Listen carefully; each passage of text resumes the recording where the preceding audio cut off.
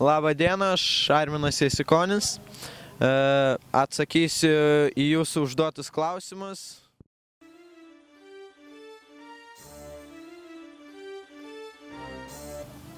Mano gyvenimo tikslas yra, kaip jūs žinote, važiuoju su motociklu, tai gyvenimo tikslas ir yra susijęs su motociklu.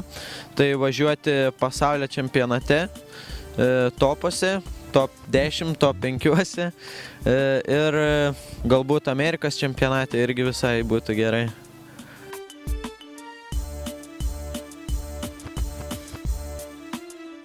Šiemet treniravausi daugiausia Belgijoje pas Stanelį Leoką, trasose kaip Genkas, Lomelis. Lomelis viena iš geriausių Europos trasų.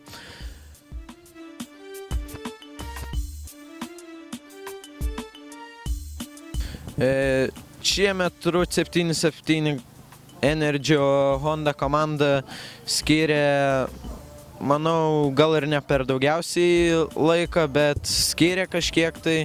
Nebuvo gal ir didelių problemų, tik šiek tiek su technika. Ir nevažiavo visai gal tobulai, bet manau, nebuvo gal visai ir blogai.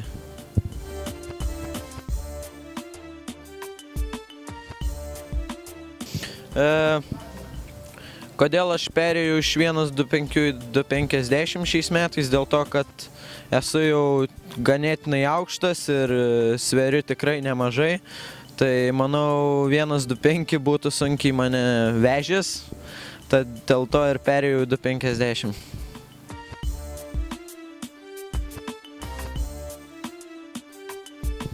Du 14 metais važiuosiu su KTM motociklu.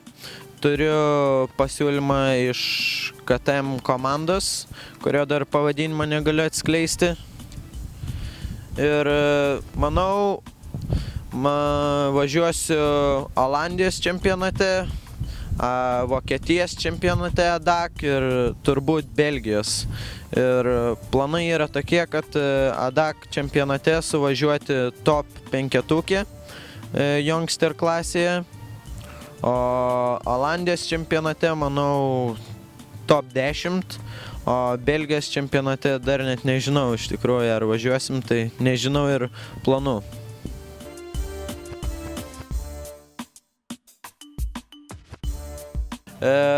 Per paskutiniuosius metus susidūriau su tokia problema kaip psichologija. Šiek tiek buvo sunku su ja susidaroti, bet manau, kad kiti metai bus daug geresni ir manau, nebus tokių kaip psichologijos sunku.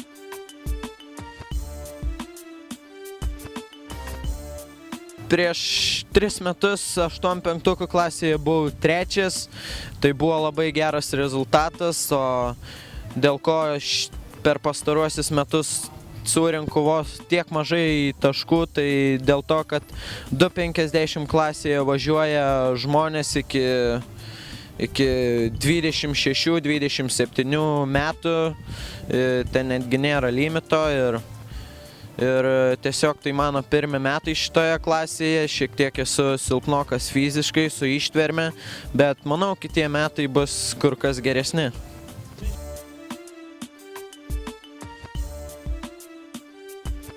Paskutinius 4 metus aš treniruojuosi pas savo Leoką, tik šiek tiek šiais metais neišėjo, nes buvau toli nuo jo ir nepavyko su juo treniruotis, bet manau šią žiemą treniruosiuosi su juo, o fizinio paruošimo šiais metais padėjo šiek tiek Tanelis Leokas. Ir šią žiemą dirbsiu su Linu Šiaučiūnu fiziškai ir manau, man padės labai daug.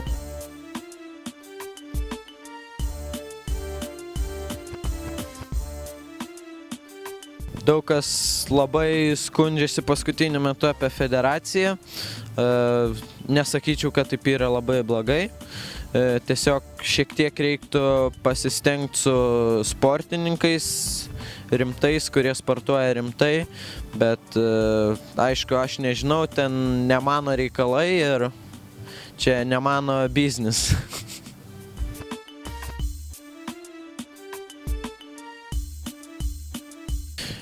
Mane motyvuoja trasoje tai tai, kad užimti kuo geresnės vietas, kad po to galėtum džiaugtis savimi, o ne liūdėti.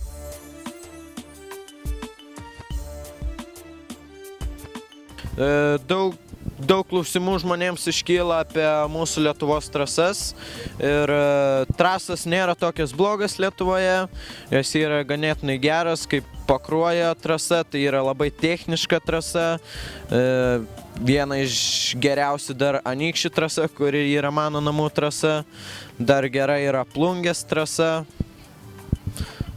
gal ir Rokiškė nebloga būtų.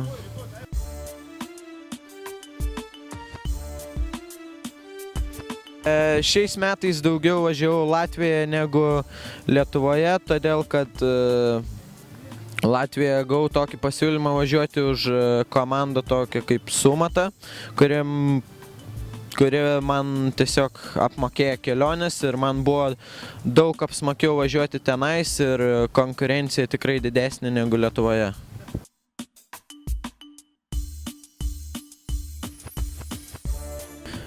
Kodėl Anglijos čempionatas? Dėl to, kad komanda yra anglų ir pagrindinis mano sponsorius yra Route 77 Energy Drink.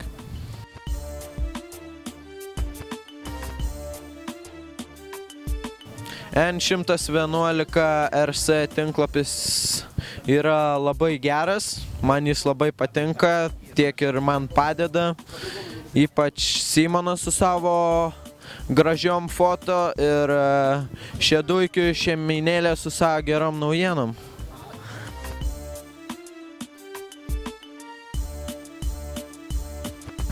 Norėčiau padėkoti Route 77 Energy, Lituanika, Avo Lėkai, Taneliui Lėkai, Linai Šiaučiūnai, N111 RC portalui, tėvams, kurie man tai padėjo visą gyvenimą, Rip and Roll akiniams ir Vytautui Seibučiui.